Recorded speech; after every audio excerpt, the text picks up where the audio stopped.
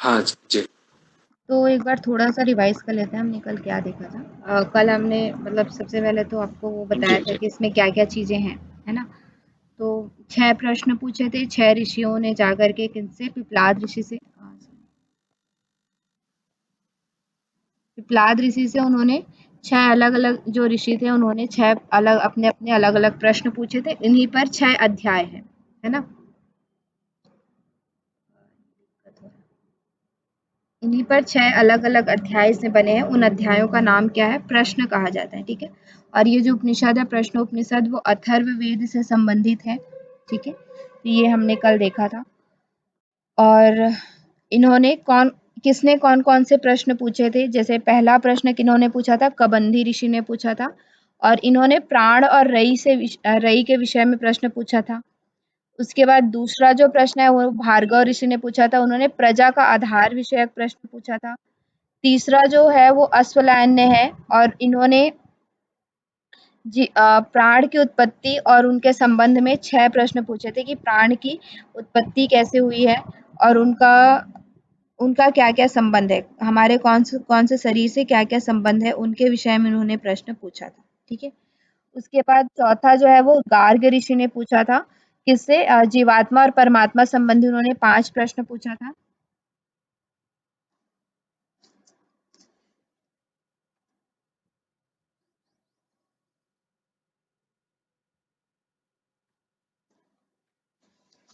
गार्ग ऋषि ने जीवात्मा और परमात्मा संबंधी 5 प्रश्न उन्होंने पूछा था।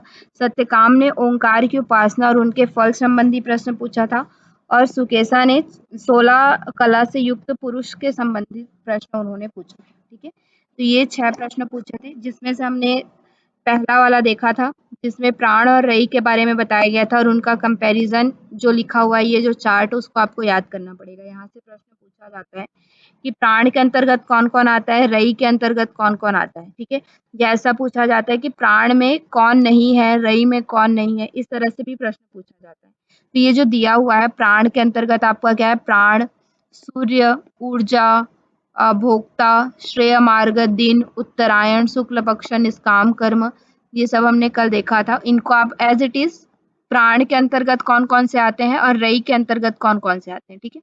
एक आप याद करेंगे तो इसका अपोजिट जैसे कि दिन का रात होता है, श्रेय मार्ग का प्रेय मार्ग और भोक्ता का भोग्य, ऊर्जा का पदार्थ, सूर्य का चंद्र, प्राण चेतना तो स्थूल जो जड़ है वो सब इसके अपोजिट जो किसमें है रई में आते हैं, ठीक है? तो यहाँ से हमने देखा था कि इनको क्यों ऐसे लिया गया है ये भी हमने देखा था, है ना? कि प्राण के अंतर्गत ये चीज़ें क्यों आती हैं, रई के अंतर्गत ये चीज़ें क्यों आती हैं, ये सब भी हमने देखा था।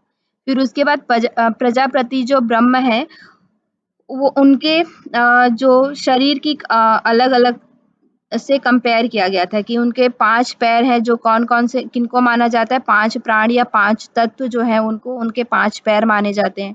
12 आकृति वाली उनकी अलग-अलग 12 आकृतियाँ उसे क्या माना जाता है जो 12 महीने हम देखते हैं, ठीक है? उन्हें 12 आकृतियाँ उनकी मानी जाती हैं। फिर अंतरिक्ष में जल को धारण करने वाला है, 7 चक्रों वाला माना जाता है यानी कि 7 वार जो हमारे हैं 7 दिन और 6 ऋतु यानी कि 6 पहिया जो होता है उसके बीच में ये 6 इस तरह से जो बनी होती है, तो ये 6 अरों वाला माना जाता है। और ये क्या है रात, दिन अन्य वीर्य जो कुछ भी है वो सब क्या है? जो भी चीज़ हम देख रहे हैं, ठीक है? अन्न, अन्य नहीं है ये अन्न है। अन्न, वीर्य जो भी चीज़ें हम देख रहे हैं वो सभी चीज़ें क्या है? वो प्रजापति ब्रह्म ही है। इस तरह से यहाँ पे बताया गया, ठीक है? फिर नेक्स्ट आप देखते हैं द्वितीय प्रश्न हमने देखा था जिसमें उन्होंने 3 प्रश्न पूछा था। पहला क्या था कि प्रजा को कौन देवता धारण करता है? तो प्रजा को कौन धारण करता है? प्राण धारण करता है। कौन देवता प्रकाशित करता है? तो ये भी प्राण ही है। सर्वश्रेष्ठ वरिष्ठ कौन है? तो वो भी प्राण ही है। इस तरह से हमने देखा था कल, है ना? कि 3 प्रश्न उन्होंने पूछे थे किन्होंने? भार्गव ऋषि ने पिप्लाद से। तो उन्होंने क्या है कि 3 प्रश्नों का उत्तर दिया था प्राण। उसी के बेस्ड पर फिर तीसरा प्रश्न कौशल्य अश्वलायन ने पूछा था जिनका क्या था कि प्राण की उत्पत्ति कहाँ से हुई है, ठीक है? तो प्राण की उत्पत्ति कहाँ से हुई है? आत्मा से, परमात्मा से, ठीक है? उस प्राण की उत्पत्ति कहाँ से हुई है? परमात्मा से हुई है। प्राण शरीर को किस प्रकार प्रविष्ट करता है? तो मन के संकल्प के द्वारा। ये हमने कल देखा था, मन जैसे जैसे संकल्प करता है। मैंने एक कहानी भी सुनाई थी चूहे और सांप वाली। तो मन जैसे जैसे संकल्प करता है, उस संकल्प के द्वारा वो क्या करता है, प्रविष्ट करता है। ठीक है। प्राण अपने आप को विभाजित किस प्रकार करता है? तो जैसे एक राजा अलग अलग प्रदेश में अलग अलग मंत्री नियुक्त करता है, उसी तरह से प्राण भी क्या करता है, अलग अलग देश में अलग अलग मंत्री की तरह अलग अलग प्राण को नियुक्त करता है। ठीक है, तो ये भी हमने देखा था। उसके बाद शरीर में उत्क्रमण, शरीर से बाहर कैसे निकलता है प्राण? जैसे शरीर में अंदर तो मन के संकल्प के द्वारा होता है, तो शरीर में बाहर कैसे निकलता है? तो शरीर से बाहर किस वायु के द्वारा निकलता है? उदान वायु के द्वारा वो शरीर से बाहर निकलता है। ठीक है। फिर बाह्य जगत में इस प्राण का द्योतक, प्राण का मतलब कौन है बाह्य जगत में? अगर हम देखें, ये तो हमारे आंतरिक जगत में हुआ, तो बाह्य जगत में प्राण कौन है? सूर्य। सूर्य ही सभी को क्या देता है? प्राण देता है। जैसे आपने देखा होगा कि एक गमला है, गमले में एक पेड़ लगा हुआ है, उसको आप सूर्य में रखिए, धूप में रखिए, और एक गमले को आप बाहर रखिए। ठीक है, तो कौन सा गमला अच्छे से होता है? कौन से गमले का पेड़ अच्छे से ग्रो कर पाता है? जो धूप में रहता है। हाँ, क्यों? क्योंकि उस जबकि हमने जो कमरे में रखा है उसको कितने साफ सुथरे, ना उसके पास कीड़ा आ रहा है, ना धूप आ रहा है, ना कुछ हो रहा है। ठीक है, हमने उसको कितना मतलब संभाल के रखा है, फिर भी जो धूप में रहता है वो अच्छे से ग्रो कर पाता है। क्योंकि क्या है, सूर्य में प्राण शक्ति है, जो ऊर्जा है, जो किसी चीज को ग्रो करने की या किसी चीज को वृद्धि करने की जो ऊर्जा है, वो किसके अंदर है? सूर्य के अंदर है। ठीक है, बाह्य जगत में हम देखें तो इसीलिए यहाँ पे बताया गया है कि बाह्य जगत का प्राण, हम सभी का भी प्राण, जैसे मान लीजिए जैसे गर्मी वगैरह का सॉरी बरसात वगैरह का टाइम रहता है, कई दिनों से धूप नहीं निकला रहता है, तो हमें भी थोड़ा अजीब सा लगता है, मतलब कि लगता है कि ये क्या हो रहा है, धूप निकले तो हम थोड़ा मतलब कि धूप की किरणें मिले, इस तरह से हमें लगता है ना। तो वो क्या है, मतलब कि वो प्राण ऊर्जा, जो ऊर्जा है वो हमें नहीं मिल पाती, और ये किसके द्वारा हमें मिलती है? सूर्य के द्वारा हमें मिलती है। तो बाह्य जगत का प्राण इसे किसे कहा गया है? सूर्य को कहा गया है। ठीक है, और आंतरिक जगत का प्राण किसे कहा गया है? जो प्राण वायु हमारे शरीर में है उसे हम आंतरिक जगत का प्राण कहते हैं। इस तरह से यहाँ पे उन्होंने 6 प्रश्न पूछे थे।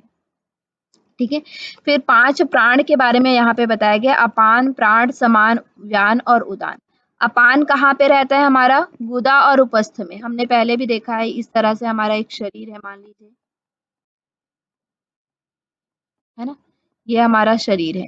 तो हमारा क्या है कि कंठ से ऊपर क्या रहता है? उदान रहता है। ठीक है, प्राण हमारा कहाँ पे रहता है? देखिए, लेकिन यहाँ पे उल्टा अलग दिया हुआ है। ठीक है, यहाँ पे अपान का जगह कहाँ है? गुदा में ही दिया गया है, अपान का गुदा और उपस्थ प्रदेश में।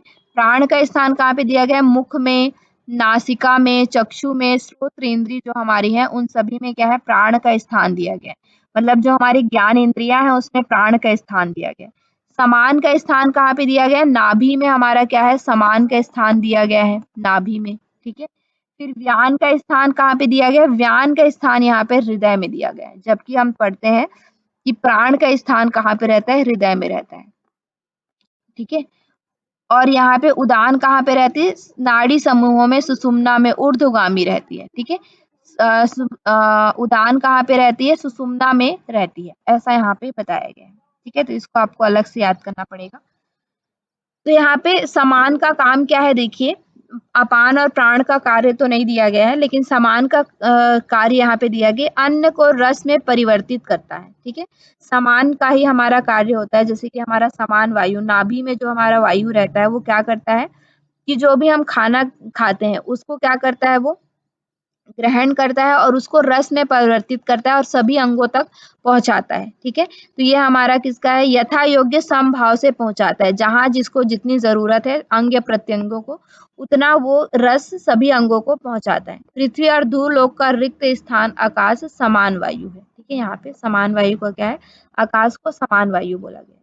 फिर उसके बाद आपका क्या आता है? व्यान वायु। व्यान वायु कहाँ पे रहता है? हमारा हृदय में। ठीक है, 101 नाड़ियां, हृदय से 101 नाड़ियां क्या होती हैं? बाहर निकलती हैं। इसी तरह से हमने कठोपनिषद में भी पढ़ा था कि हृदय से कितनी नाड़ियां निकलती हैं? 101 नाड़ियां निकलती हैं। ये पूछा जाता है आपसे। ठीक है, कि कठोपनिषद और प्रश्नोपनिषद के अनुसार हृदय से कितनी नाड़ियां निकलती हैं। तो हृदय से 101 नाड़ी समुदाय बाहर निकलती हैं और प्रत्येक 101 के फिर 100 शाखाएं हो जाती हैं। ठीक है, तो इस प्रकार प्रति शाखाएं टोटल कितनी हो जाती है? 72,000 नाड़ियां है। पूरे शरीर में कितनी नाड़ियां हैं? 72,000 नाड़ियां। और इन्हीं नाड़ियों से क्या होता है? वायु का संचार होता है। पूरे शरीर में नाड़ियों के माध्यम से ही वायु का संचार होता है। ठीक है, फिर उदान वायु यहाँ पे बताया गया है कि उदान वायु क्या होता है? इनमें से एक नाड़ी क्या होती है? सुषुम्ना होती है। ये जो 72,000 हमने नाड़ियां देखा, उनमें से एक नाड़ी क्या है? सुषुम्ना नाड़ी है। ठीक है, जिसके मध्य से उदान वायु ऊपर की ओर विचरण करती है। उसी सुषुम्ना नाड़ी से, ये जो सुषुम्ना नाड़ी है, उसी से उदान वायु ऊपर की ओर विचरण करती है और पुण्य कृत्यों द्वारा मृत्यु, पुण्य लोक पाप कृत्यों द्वारा पाप लोक को प्राप्त करती है। ठीक है, जैसे जैसे जिसका जिसका उदान वायु अगर पुण्य कृत्य करते हैं उदान वायु के द्वारा तो वो पुण्य लोक को प्राप्त करते हैं, पाप कृत्य करते हैं तो पाप लोक को प्राप्त करते हैं। ठीक है, अर्थात विभिन्न योनियों में से ले जाती हैं। जैसे जैसे आप कर्म करेंगे उसी तरह से आपको विभिन्न अलग अलग तरह की योनियां भी प्राप्त होंगी। जैसा आप कर्म करेंगे वैसी योनियां। आपने अच्छे कर्म किए हैं तो अच्छी योनि मिलेगी, बुरे कर्म किए हैं तो बुरी योनि मिलेगी। ठीक है, उदान वायु के कारण ही मनुष्य शरीर में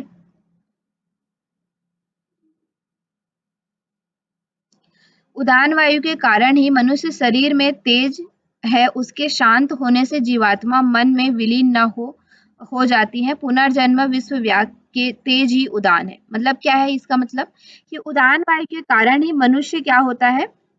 तेज में तेज है, मनुष्य का तेज है। जब जैसे आप हमारे अंदर अपने अंदर तेज देख पा रहे हैं, तो ये सब तेज किसके कारण है?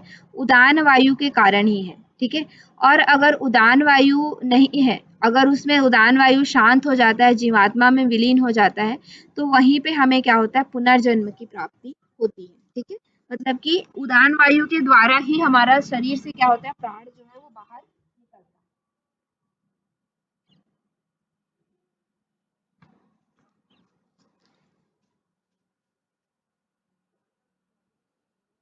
उदान वायु के द्वारा ही शरीर से प्राण वायु जो है वो बाहर निकलता है। ठीक है, ऐसा यहाँ पे बताया गया है।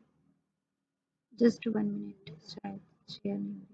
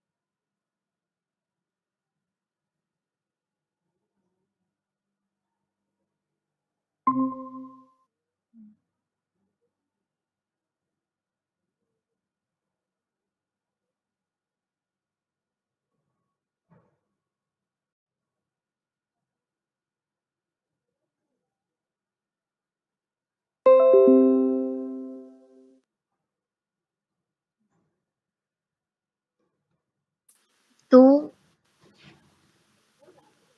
हमने देखा कि प्राण उदान वायु के द्वारा ही हमारे शरीर से जो प्राण है वो बाहर निकलता है। ठीक है, मतलब मृत्यु के समय शरीर से बाहर प्राण किसके द्वारा निकलता है? उदान वायु के द्वारा बाहर निकलता है। ठीक है, इस तरह से यहाँ पे बताया गया है उदान वायु के विषय में, है ना, मतलब कि पांचों प्राण के विषय में। मुख्य यहाँ पे आपका है कि कितनी नाड़ियां हैं।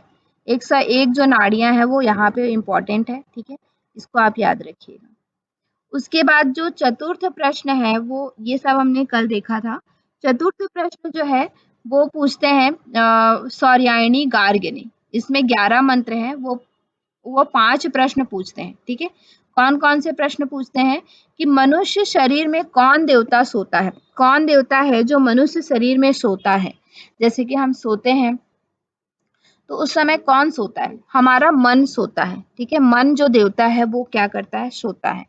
कौन देवता जागता है? तो कौन से देवता है वो जागते हैं? तो 5 प्राण अग्नि है वो जागते हैं, ठीक है। आप सोते हुए भी श्वास लेते हैं, आप सोते हुए भी आपकी पाचन क्रिया चलती रहती है, सोते हुए भी हम हमारी जितने भी प्राण वायु, हमारा रस का संचार हमारे शरीर में होता रहता है, ठीक है। तो मतलब कि ये जो कौन देवता है वो जागता है, 5 जो प्राण वायु हैं वो देवता हमारे शरीर में क्या करते हैं, जागते हैं, ठीक है। कौन देवता स्वप्न देखता है, कौन ऐसा देवता है जो स्वप्न देखता है, जैसे आप सो रहे हैं तो स्वप्न देखते हैं, तो कौन सा देवता है जो स्वप्न देखता है। तो यहाँ पे वो प्रश्न बताते हैं कि जीवात्मा मन इंद्रियों द्वारा, ठीक है, हमारी इंद्रियों द्वारा वो देखता है, ठीक है। इंद्रियां कैसे, मन प्लस इंद्रियां, जैसे कि हम मतलब कि उस समय भी आपको लगता है कि आप कान के द्वारा कुछ सुन रहे हैं, आप हाथ पैर चला रहे हैं, आप चल रहे हैं, फिर रहे हैं, दौड़ रहे हैं, भाग रहे हैं, जब आप स्वप्न देखते हैं उस समय भी आपको लगता है, ठीक है।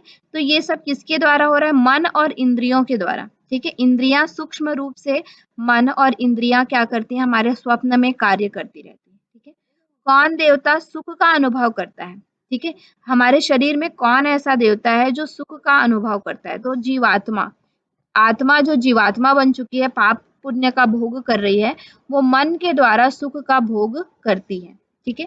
सभी देवता किसके प्रतिष्ठित हैं, सभी देवता किसमें प्रतिष्ठित है, मतलब कि कौन उसके अधिष्ठाता है, कौन उनके क्या है, मुख्य देव है। तो कौन है, परमात्मा में सबका आधार है, परमात्मा ही क्या है, सबका आधार है, ऐसा यहाँ पे बताया गया है, ठीक है। 5 इन्होंने प्रश्न पूछे, उनका 5 उत्तर यहाँ पे उन्होंने दिया है। फिर 5 प्राण अग्नि रूपी अग्नियां कौन कौन सी है, गाय है, पत्य, अपान, ठीक है, ब्रह्म है इनके देवता, आहवनीय मतलब आवाहनीय मतलब प्राणवायु विष्णु इसके देवता है, दक्षिणाग्नि व्यान वायु शिव इसके देवता है, आहुति समान वायु, इष्टफल उदान वायु, ठीक है। इस तरह से यहाँ पे बताया गया है, ये इतना इंपॉर्टेंट नहीं है, इतना डीप आपसे प्रश्न नहीं पूछा जाता यहाँ से, ठीक है। फिर उसके बाद पंचम प्रश्न जो है वो पूछते हैं, 5वां प्रश्न शिबी पुत्र सत्यकाम जो है वो पूछते हैं, इसमें 7 मंत्र हैं।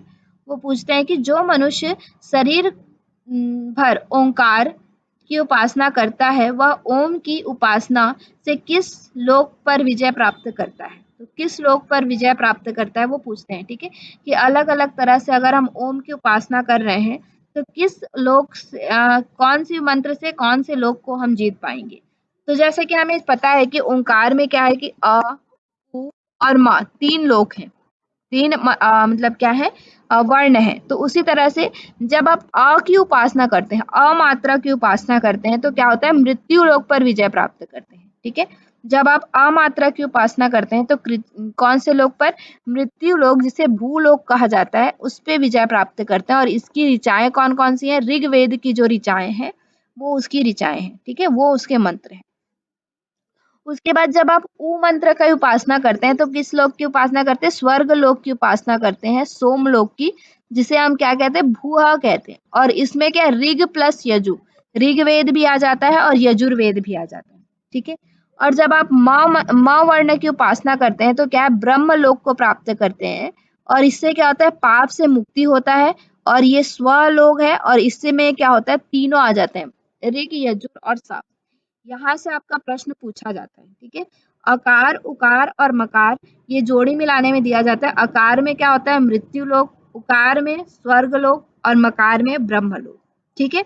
और केवल ओम से क्या होता है, परम लोक की प्राप्ति होती है, पुरुषोत्तम ब्रह्म की प्राप्ति होती है। ये अलग अलग वर्ण करेंगे तो अलग अलग लोक मिलेगा, और पूरा ओम का उच्चारण करेंगे तो किससे होगा, परम लोक की प्राप्ति होती है। ये प्रश्न आपसे पूछा जाता है, बहुत इंपॉर्टेंट है, यहाँ से आप इसको याद रखिए, ठीक है।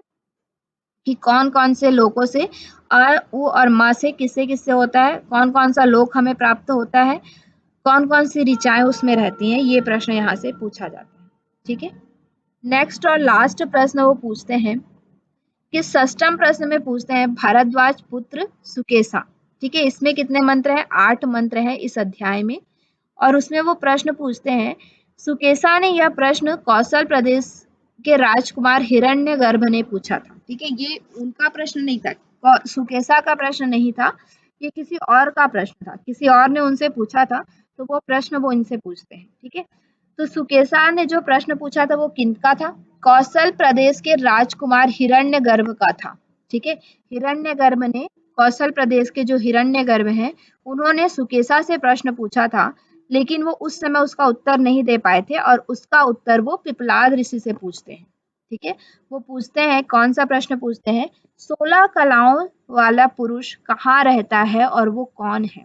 ठीक है, ऐसा प्रश्न किन्होंने पूछा था, हिरण्यगर्भ ने सुकेशा से पहले पूछा था, लेकिन सुकेशा वो उत्तर नहीं दे पाए थे, इसलिए उन्होंने पिपलाद ऋषि से यह प्रश्न पूछा। उनको भी नहीं पता था, तो उन्होंने पिपलाद ऋषि से वो प्रश्न पूछा। ठीक है, तो प्रश्न क्या था कि 16 कलाओं वाला पुरुष कौन है और वो कहाँ रहता है। तो कौन है 16 कलाओं वाला पुरुष, तो इसमें वो बताते हैं 16 कला वाला पुरुष शरीर के भीतर अंतः शरीर में विद्यमान रहता है। ठीक है, वो कहीं बाहर नहीं रहता, मतलब कि ऐसा नहीं है कि 16 कला वाले पुरुष को हम कहीं देखने जाएंगे तो वो मिलेगा, वो हमारे अंदर ही रहता है, अंतः शरीर में वो हमारे रहता है।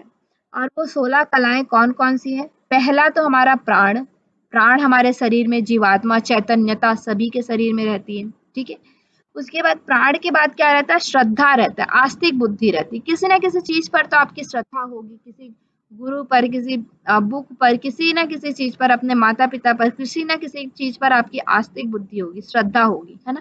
तो हमारे शरीर में श्रद्धा भी रहती है। और ये जो हमारा शरीर है वो क्या है, पंचभूतों से बना हुआ है, इसमें आकाश भी है, वायु भी है, अग्नि भी है, जल भी है और पृथ्वी भी है। ठीक है, तो ये हमारे शरीर में ये पांच महाभूत भी रहते हैं। उसके साथ साथ साथ हमारे शरीर में क्या रहता है, मन रहता है।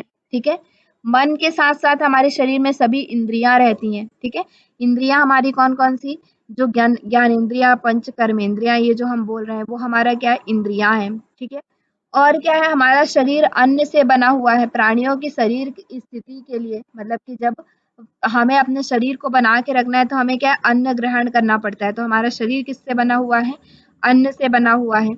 और अन्न जब आप ग्रहण करते हैं तो वो अन्न क्या हो जाता है, परिपाक होकर के वीर्य के रूप में बन जाता है। ठीक है, ओज के रूप में हमारे शरीर में रहता है, वीर्य के रूप में हमारे शरीर में रहता है, इसलिए हमारे शरीर में वीर्य भी है। और तप, हम किसी न किसी रूप से कहीं न कहीं पर तप तो करते ही हैं। ठीक है, इंद्रियों पर संयम करते ही हैं। हम सभी जो भी हमारी इंद्रियां कहती हैं, हम वो सब चीज नहीं दे देते, है ना। कहीं ना कहीं नहीं, हम बोलते हैं कि नहीं आपको ये नहीं चाहिए, इंद्रियों को वश में कभी ना कभी तो हम किसी चीज के लिए करते ही हैं। तो हमारे अंदर इंद्रिय संयम भी है, तप भी है। ठीक है, हमारे अंदर मंत्र भी है, जो हम सोहम जप तो कर ही रहे हैं। ठीक है, अंतःकरण के संयोग के लिए मंत्र भी है हमारे अंदर। कर्म तो हम करते ही हैं। ठीक है, कर्म के आधार पर लोक की हमें प्राप्ति होती है। जो हम मृत्यु लोक पर आए हैं, मनुष्य शरीर धारण किया है, तो ये हमारे किसकी वजह से है, कर्म की वजह से है। हम इस बार जैसा कर्म करेंगे अगले जन्म में हमें वैसा ही मतलब कि शरीर प्राप्त होगा। तो कर्म हर एक जीव जंतु क्या कर रहा है, कर्म तो कर ही रहा है। ठीक है, और कर्म है इसीलिए लोकों का निर्माण हुआ है। ठीक है, जैसे कि आपने अच्छे कर्म किए तो आपको स्वर्ग लोक मिलेगा, बुरे कर्म किए तो नरक लोक मिलेगा। और आपके अच्छे बुरे कर्म का फल जब समाप्त हो जाता है तो आप वापस से मृत्यु लोक में आ जाते हैं। तो इसलिए अलग अलग तरह के लोकों का भी निर्माण यहाँ पे है। और क्या है, नाम, लोकों के नाम की रचना। ठीक है, आपका भी नाम है और हर एक जीव वस्तु जो भी हम देख रहे हैं उन सभी का कुछ ना कुछ नाम है। ठीक है, तो ये सारी चीजें हमारे अंदर ही रहती हैं। तो ऐसा बिल्कुल नहीं है कि मतलब कि हम ये कहें कि 16 कला वाला पुरुष जो है वो कहीं बाहर है, ये सभी चीजें हमारे अंदर ही हैं। इसलिए इसे क्या कहते हैं, हमें ही, मतलब कि एक मनुष्य को ही 16 कलाओं से युक्त पुरुष कहा जाता है। तो ऐसा उन्होंने पिपलाद ऋषि जो है उन्होंने उत्तर दिया। इस प्रकार 16 कलाओं वाला पुरुष ब्रह्मांड की रचना कर जीवात्मा सहित शरीर में स्वयं प्रविष्ट हो जाता है। ठीक है, ये जो 16 कलाओं वाला पुरुष है वो शरीर में स्वयं ही क्या हो जाता है, प्रविष्ट हो जाता है और ब्रह्मांड की रचना कर लेता है। ठीक है, क्लियर है। हाँ जी मैम। यहाँ से प्रश्न आपको कैसे पूछा जाता है कि सुकेशा ने कौन, अंदर से इतना प्रश्न नहीं पूछा जाता कि अंदर उन्होंने क्या प्रश्न किया, उसका उत्तर क्या मिला, इस तरह से प्रश्न ज्यादा यहाँ से नहीं पूछा जाता है। ठीक है, यहाँ से पूछा